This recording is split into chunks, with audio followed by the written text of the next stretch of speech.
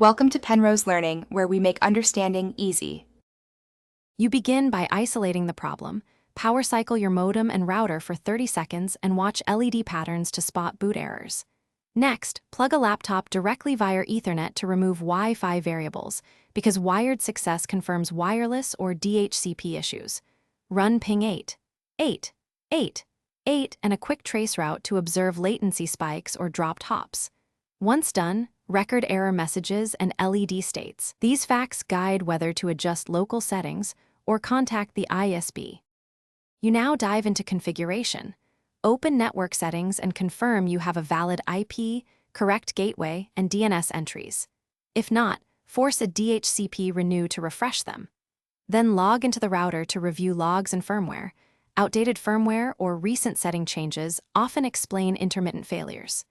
Temporarily disable VPN, local firewall rules, or proxy to rule out client-side blocking. Make sure to test after each change so you can pinpoint which adjustment restores stable connectivity.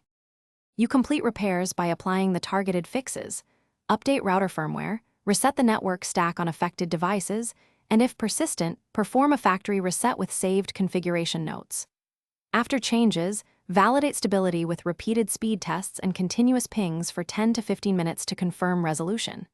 If issues persist, gather diagnostics, LED logs, trace routes, speeds, and timestamps, and escalate to your ISP. One key tip: always provide collected evidence to speed up their troubleshooting and